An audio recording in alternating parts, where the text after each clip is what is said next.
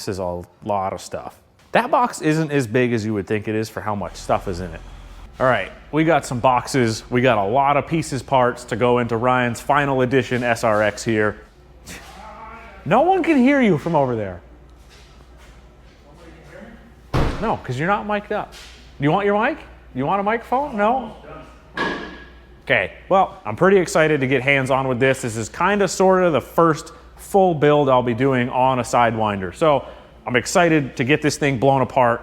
We've got stuff to do, a lot of things other than basically pull the engine. It's still gonna be stock turbo, but we're kind of going max effort stock turbo setup here. We got a lot of stuff from TD, we got some stuff from Precision. So I'm gonna go ahead and get these all laid out on the bench. We'll do a quick overview of that stuff, and then I'm gonna dig right into pulling the skid, getting the track out, studding that, putting some bracing stuff in. The usual things that I've been seeing online and that most people do on these. So yeah, let's get right into it. So the stock skis are going down the road. We're gonna be running SLP Mohawks. Ryan loves a shaper bar, and luckily with the electric power steering on this, it's not gonna really be a bear to turn. So big shaper bar, and then always, pretty much always run the SLP keel blade, which sits in here, takes away a lot of the darting, reduces the steering effort a little bit if you don't have electric power steering. So I always recommend running these things. But yeah, that's what we got for ski stuff going on. Nice set of Mohawks, all brand new stuff for the brand new sled. I haven't opened this box yet. Oh yeah, this guy's sitting right here. Little Raceworks seat jobby, so you don't have to have that Allen or Torx bit in there. We got some tunnel protectors from Port Yamaha. They ship these things incredibly fast, so that was awesome. I was worried that I wouldn't have the pieces, parts to go and get the studding done, but these things showed up in like 2 days, I think, maybe 3, something like that. This is just the factory protector kit. Gives you your 3 little strippy-doos for the back, along with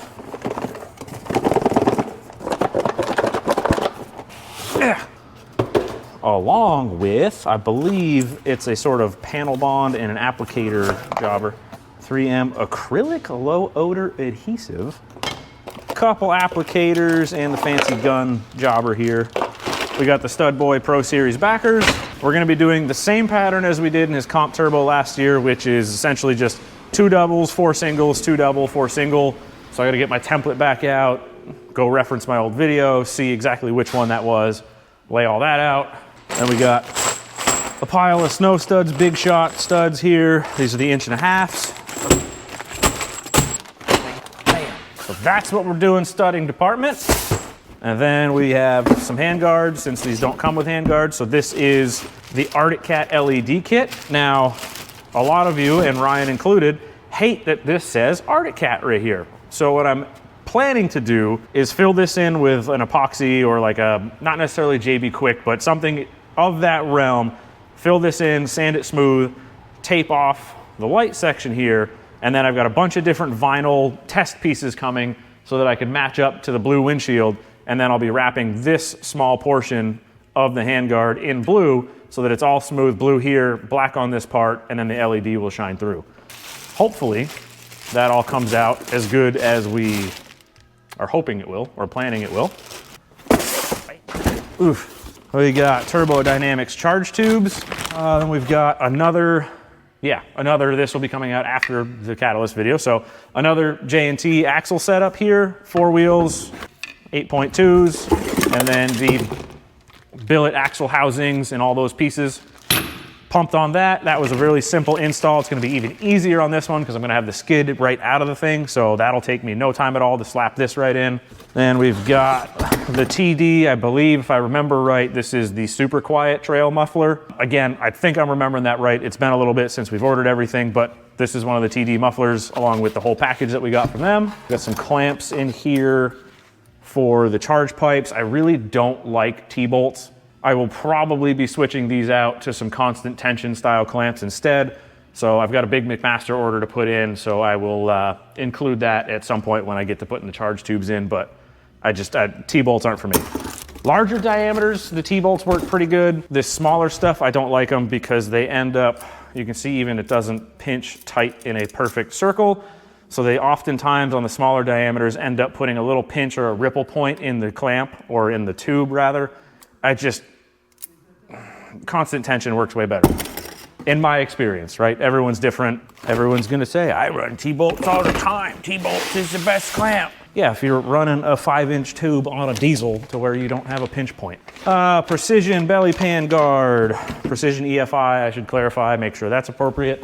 Precision EFI front slider axle. So this is for your slide action skid. Sits up in here. This is a little bit more rugged, has an extra little brace point, yada, yada, yada. We also have the Precision EFI driver bearing expander thingy. Goes in the left-hand side of the driver, expands the driver out just a little bit so you don't spin that bearing on the shaft. We've got a gap cold air intake setup. A bunch of stuff in here from TD. I don't know if I need to go and show all of it, but we got the high-tech whole big brace jobby here for the drive shaft assembly. Fuel pump upgrade. There's a big fancy manifold in here.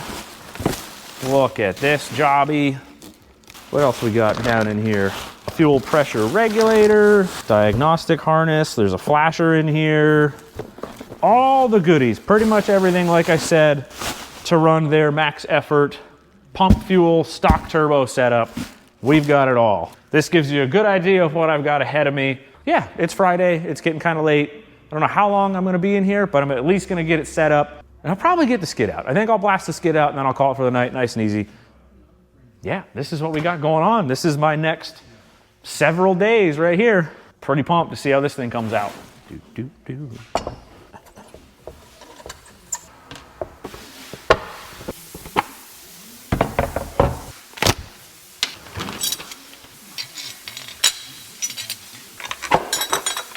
I'm really happy that SLP makes these without the stud now, because back in the day we used to have to take the plasma cutter, blow the stud out, clean them up, and then throw them on when we were doing that. This whole keel blade move on the full length runner before they made this option with the hole in it. I like that. Saves me some time these days. Huh? I don't think, he's back there saying they forgot to send us our check. I don't think we were the very first ones to come up with that, but we were pretty early on it. Way early. Do you think? Because a lot of guys on Total Yamaha were onto it too, but I mean, we were doing that in what? 96, 97 on Polaris. You were not putting that on back then. Oh my God. Absolutely were doing that. He's saying 1996 and 97, him and his buddy were doing that with these. They had this, I don't know, dude. They had a straight line tracking ski with the metal webbing on top of it. Right. And they had the keel blade, but without the hole in it, and you were blowing the stud off? So maybe he was one of the first. I don't know. Cut them and grind them and drill them out. I've been doing it since like 2008. I know that. I don't know about him. He claims 96, 97. So do with that information what you will. Yeah, I'm gonna have to lift this from both corners, dude, as heavy as this thing is. Jeez. It's a good thing I got those Caliber Rovers under it. I don't think my other dollies would hold it up.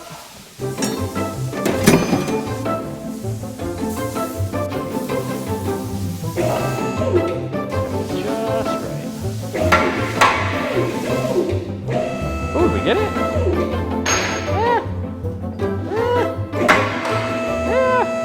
Pulling this skid is pretty straightforward.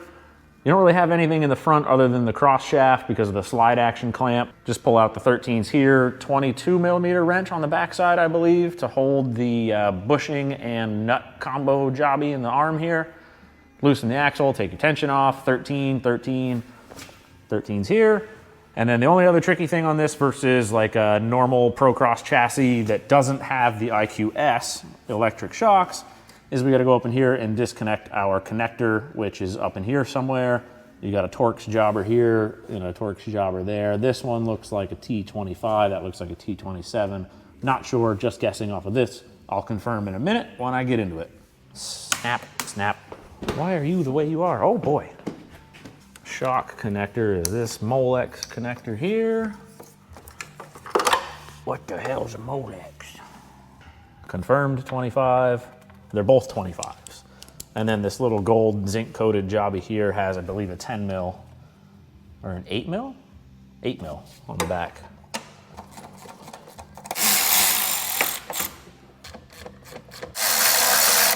All right, that's good. That's attached to the torque arms. We don't have to worry about that. Let's go ahead and tuck this up here a little, like that number.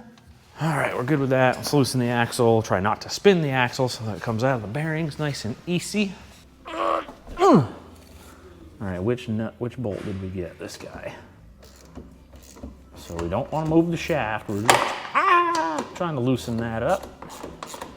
When you take these apart, if you didn't watch my, the camera's so far away, the wrong angle. It's crooked, but whatever. So if you didn't watch my Catalyst video with the install, the J&T axle, with the stock cat axle and the plastic axle housings, your tensioner bolt goes through and touches directly on the axle that the wheel bearings ride on. So if you start breaking these wheel retainers and axle retainers loose and you spin the side that is still locked in and you spin that shaft, you're gonna mark that shaft up and then it doesn't like to slide through the bearings. So when you break this free, pay attention to which side is spinning the axle and which side is just the bolt, and back out just the bolt so you don't mar that axle up. That way you can disassemble it a little bit easier and not have to fight with getting the axle through the bearings after the fact.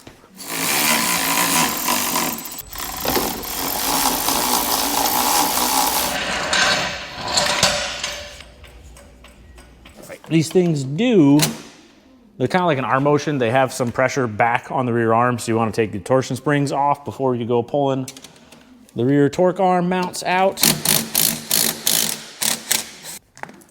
which is a slightly annoying step, but you could also alternatively, if you didn't use all your ratchet straps to hold the thing up, go around the rear arm to the front arm and pull it ahead a little bit. And then you give it a little up jobber. Come on. Like that. Boy, these things are huge, dude. Now we gotta break these guys free on the 22.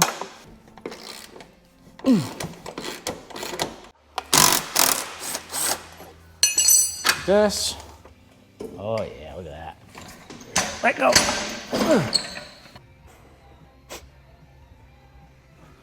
Oh my God. Whoo. Boy, that's a heavy girl.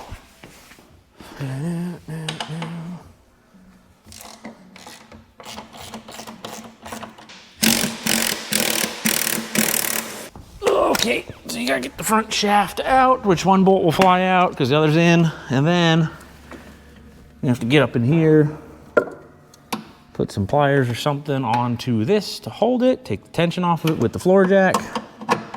Hopefully this audio comes out because I'm slamming into the thing a little bit. And that'll blast out. And then it'll go. Oh, there we go. You're right there. Why are you not flying out? Ow. Okay. Let me get this flimsy little guy out. And now we should be able to let the jack down, pick the rear up, finagle the skid out, hopefully. It's very, very tight though, for being like a 137 in a 137. There we go. We just got cogs and things to hop over. Let go. Oh yeah. Now we're talking. Ta-da. This is pretty much gonna be as far as I'm gonna go tonight because it's Friday. It's like after hours for most folks, and yeah, we'll pick it back up in the morning. What do you think?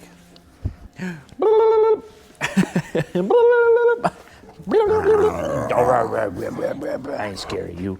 I ain't scared of you, Gordon. Back at it again. So to get the driver and track and everything out, we obviously have to go ahead and disassemble the chain case, pull all that apart, the hood off so we can get the muffler cover, shielding and whatnot out, and get the muffler out to give us access to everything down there. Well, how are you supposed to do that when the thing is in the way? I don't know what they're thinking you can do here. I guess you gotta try and pinch the clamp together. Well, that is dumb. How are you just gotta, I mean, what are we doing here? So now that I have the track out, I can get the height back up a little bit by putting it on these. 3, 2, 1. Oh my God. We got a mess of heat shielding to remove. Looks like we got T30s 8 mils down here. There's 2 more 8 mils on this side to get the heat shield out so we can bring the muffler up high enough. Looks like we even got a spring on the muffler down here, T25s. Because they don't want that muffler going nowhere.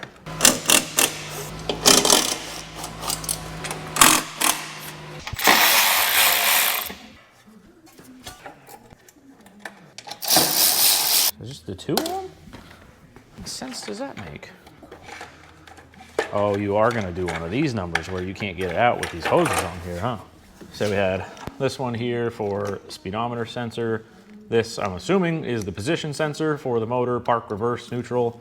And then here we have the actual reverse motor power. There we go.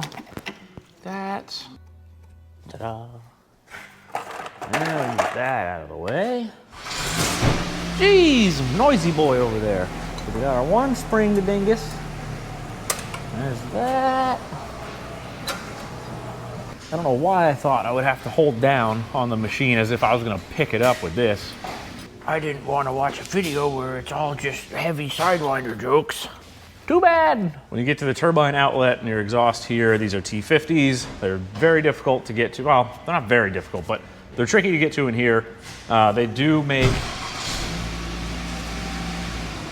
Noisy boy, hang on. Oh, Jesus, dude almost took the bottom of the door off. Yikes. They do make ball end versions of this, or as I like to call them, wobbly end bits. So you can get a ball end T50 for these 2. Luckily, I mean, I don't have one of those, but luckily I've got these short little stubbies. This one goes to a 10 mil. That one does fit in here, all of these, but also I have one T50 that's an 8 mil, which fits in here a little bit better. It also has a deeper shank on it for the hex. So I can get my wrench farther in, and then I believe being 8 mil, oh, it still doesn't fit on that lower one. Oh, you hoser. Oh, nope, we got enough. I think we got enough in there. If not, that one will need heat and vice grips to get that out. I'm not going to buy a different bit. Let's start with these difficult 2 and get these guys knocked out of here. Our 10 mil, we get a little more purchase. Oh, that ain't tight at all. Looser than a goose. Am I, like, do I have a cobweb or a spider on me, or am I just straight up losing my mind over here? Let's see if we got enough purchase on this. Oh my God, they're not even tight. What is this?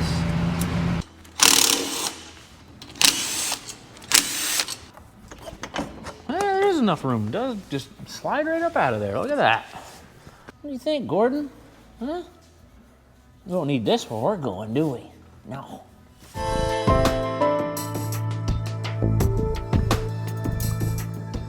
On to draining the oil for the first time. I know that Precision EFI makes the little drain kit, which is really nice.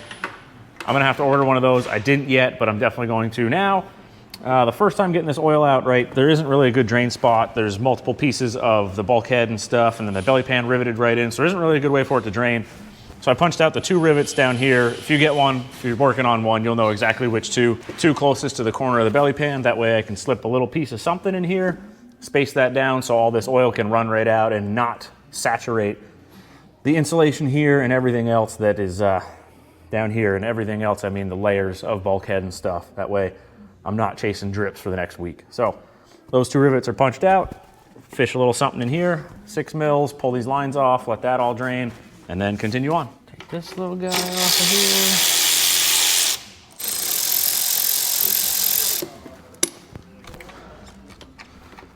I want to try and let this go a little slow, but I don't think I really have an option on this. Oh, maybe. Oh yeah, look at that.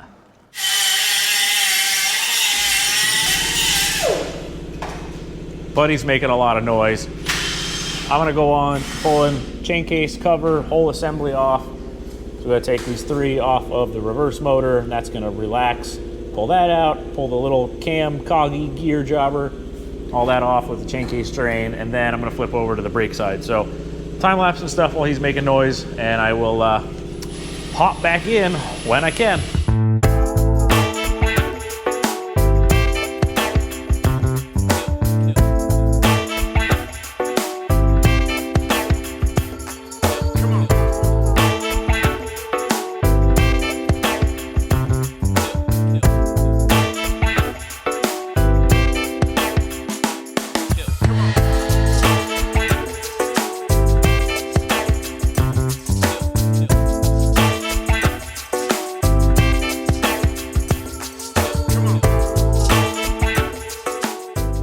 chain case side, all disassembled, cleaned out.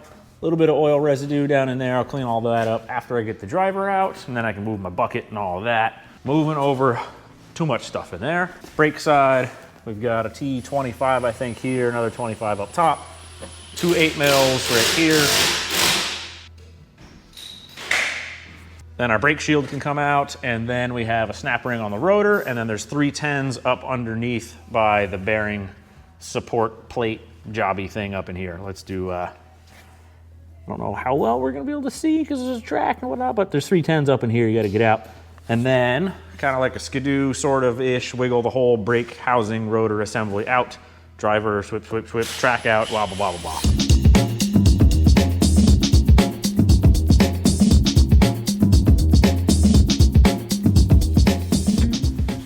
I need everyone to not be jealous of my headlight here. You know, it's gonna be hard.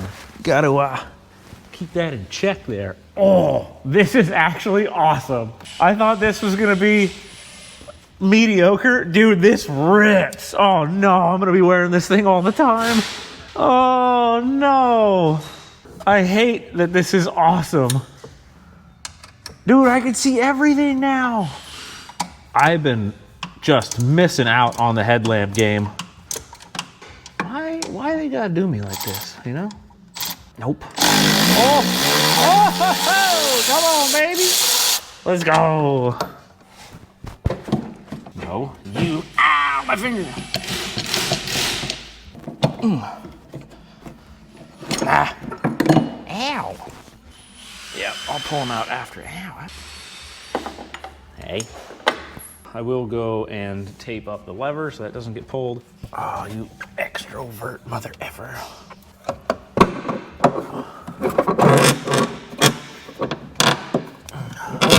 Ow! Almost got my face. Ow, I pinched my web, dude. Not cool. Let go. Yay. Come with me, thank you.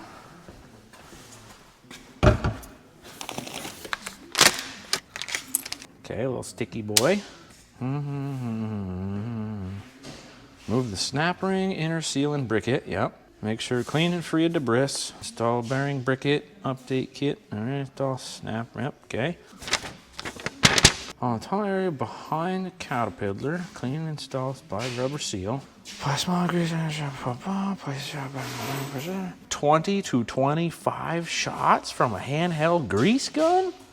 Holy pecker, that's a lot of shots. So this is a sweet little piece. You get rid of this silly stamped steel jobby here that doesn't really do much in terms of housing the whole shaft. That really relies on the brake housing factory, but now you've got this additional big second bearing, big billet bracket to sandwich everything together and really strengthen this side of your drive shaft. So when you start turning these things up with all that power, this thing wants to twist.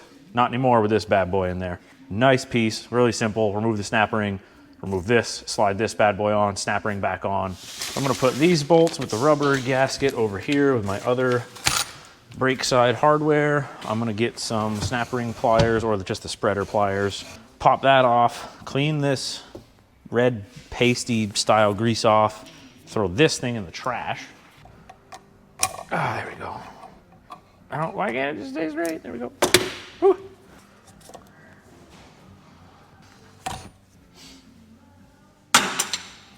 And this can only go one way. This is a nice piece, dude. This thing's awesome. Good job, High Tech. This thing rips. Don't want to hear it. No comments about that motion there. Oh, yeah, that's sweet. Hopefully we don't blow our fingers apart with this. Ah. That against the wall. Come on. Oh, there it is. Nice.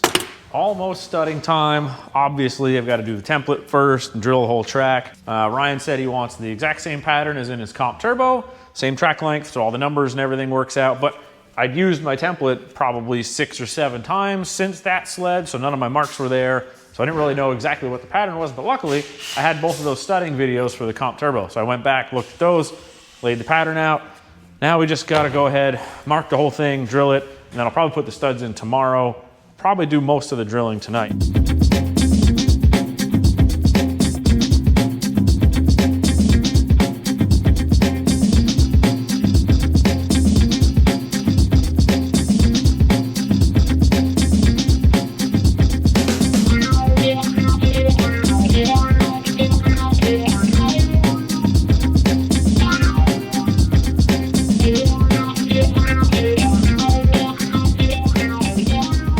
I'm gonna just do a couple test runs right here and see. This should be fine, putting them all in this way, nice and easy.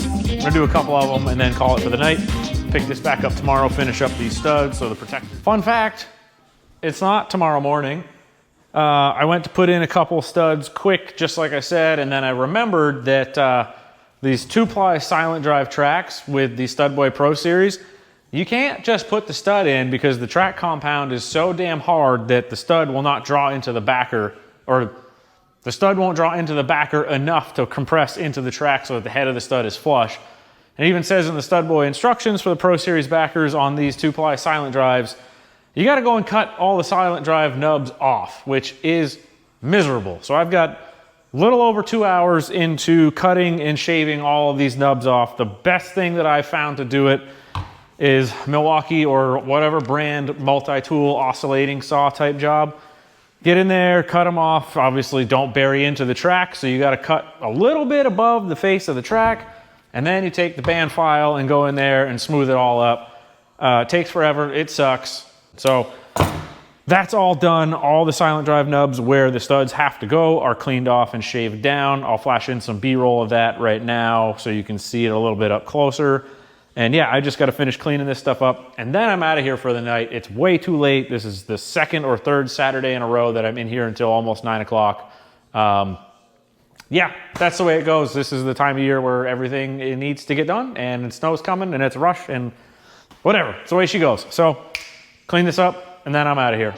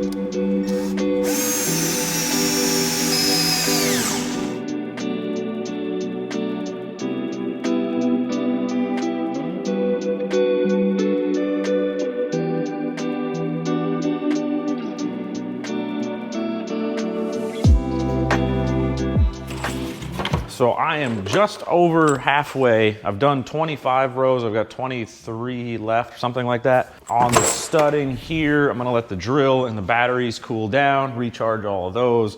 And while that is happening, I'm gonna bring the skid, throw that up here, and do that rear axle swap, put the J&T 4-wheel axle wheel kit combo in, and then go back to the studding. So a nice little break, switch things up a little bit, give the wrist a break, batteries a break. The skid's really not all that heavy compared to the rest of the sled.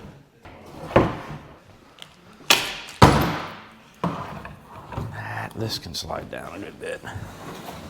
Maybe some more working room there.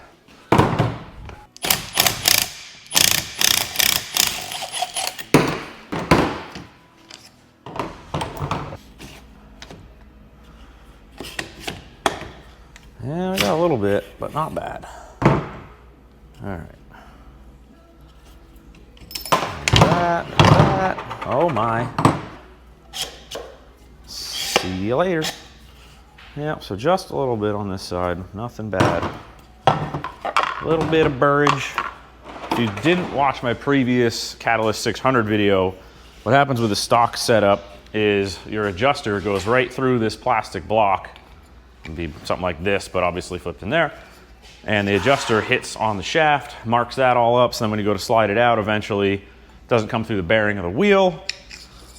Also, you just have these little plastics and a little bit of a channel here that sit in the slot to house everything back there. So if you do a super hard tail landing or whatever, it's all going through this little plastic block. So with the J&T kit, you get rid of the plastic and you have your nice aluminum housing, and the adjuster goes into a blind hole so it doesn't hit and mark the axle all up. We'll clean this axle up just a little bit here, grease this assembly, slap this together.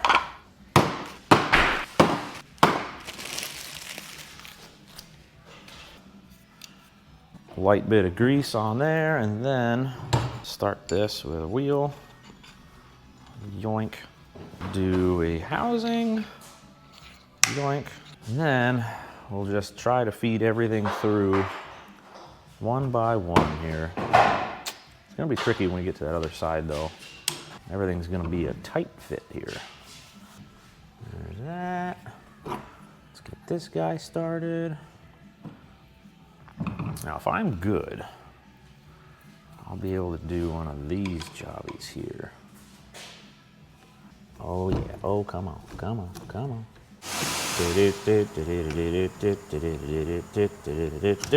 Okay, there we go. Nice, let's go. Ah, ha, ha, ha, ha, ha, ha, ha. Look at that. A little bit of twist and turn. Like that, oof, oof. Love to see that. Now we cleaned off some of the grease from all those, so we'll put a little more on. And then I'm not gonna Loctite this bolt yet because it's gonna sit for a long time. Not a long time, but a couple hours or something before the skid goes back in with the track and everything. So I'm just gonna thread this in loosely, and then remember after, pull it out, Loctite, and then reassemble it once the track is all tensioned up. So what I'm gonna do is go get my red paint pen, put a little mark on the end of it, and that should be a good reminder that it needs to be torqued. Boop.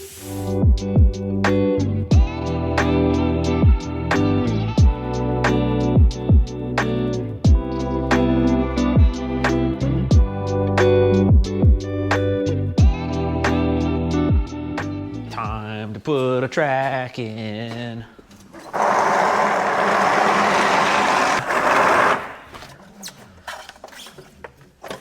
Ow. There. Okay, let's see how well this goes. Come on. Okay, okay, okay. Almost there. Huh. Well, that went way easier than I thought it would. All right, our driver's in. Got that jobber there. Big high-tech additional bearing brace plate here. Yeah, reassembly time with the caliper, rotor, finagle that on to here, bolts, Loctite, yada, yada, yada.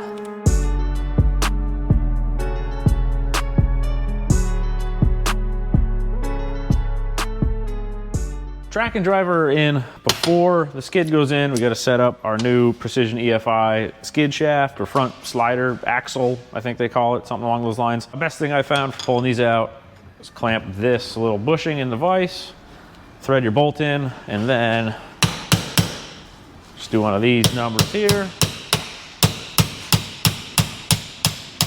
to drive this axle out, because it is kind of a press fit in here. Some of the Loctite bleeds in. And just give it some wiggles, I think. Yep, okay. That goes over here, slides over this shaft. I'll grease this up before it actually goes in, but yeah, you get the idea there. That one's still got a good bit of Loctite in it, but that's okay.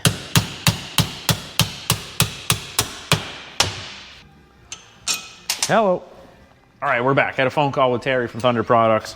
Once you get your bushings off of this stock shaft, they go on with a new one like this. Very simple.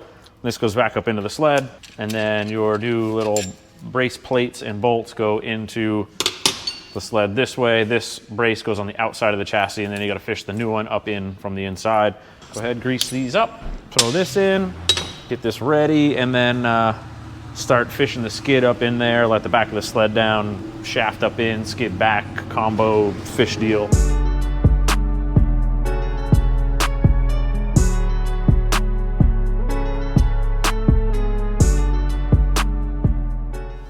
So getting the skid in is It's not very fun. It's just tricky with the lift and getting this front axle, suspension shaft axle thing. I don't know what the full proper, ow, god damn it.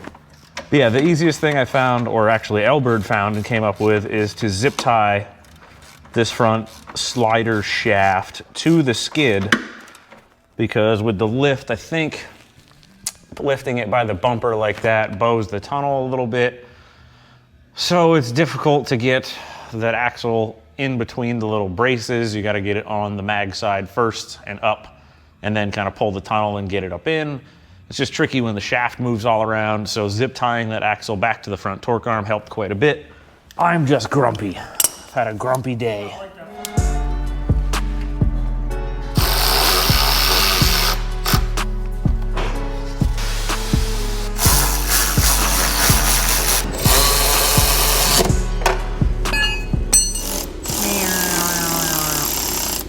All right, buttoning up the rest of the track install here.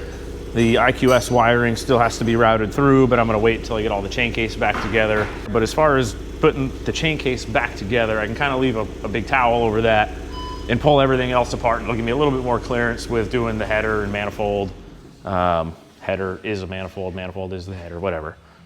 Yeah, I'm kind of fried for a Monday. I've been dealing with banks and bullshit all morning, so rather than keep working in a frustrated mood, we're gonna go do some editing once we get this all buttoned up in terms of track tension and axle locked in. And yeah, that way we don't mess anything up because we're frustrated. So we'll go do that. Throw some Loctite on it, zip it back in. All right, drive shaft saver time. This goes into 30 foot-pounds written on here. Okay, there's that. Bump that up to 30. Let's do this. Cheat this so I don't have to hold that as much. So we don't want to go over, don't want to go under. We're going to go right on 30. 30.1, there we go. Quick tunnel protector time before I call it for the day and bring all the other sleds in. Okay, these are allegedly self-tapping. They're just M5.8. I don't know why they're saying self-tapping, but essentially you slide these into the tunnel. This hole and everything goes towards the rear, and then you slide it forward until the self-tapper stops. But slide it in, screw in, then you slide it forward until the self-tapper stops. So what I'm probably gonna do is thread these and pilot this hole now. I'm probably gonna get the tap and do it, honestly, rather than mess these all up. And then on either side of your channel here, you take their Scotch weld, line that in there, and then you do the channel in the sled, slide them in, and then you just let them sit. They want it at room temperature and to set up for 24 hours. I'll have to assemble this gun jobby here. Let's see, flip the Tangus. Oh, it's got to be all sideways. Whoa. That makes sense. Got it. Bam. Pull tab, put the thing on. Yeah, you got it.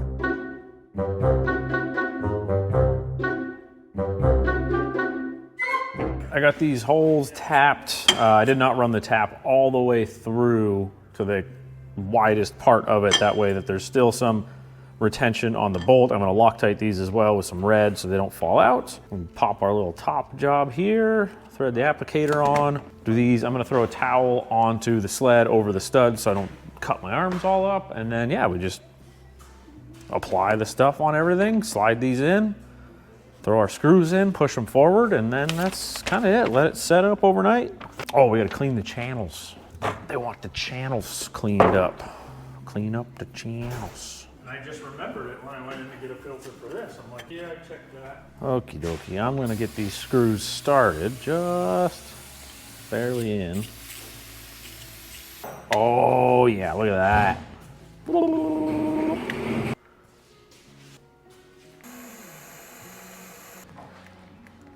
little zigzag on it, dude, a little wigwag.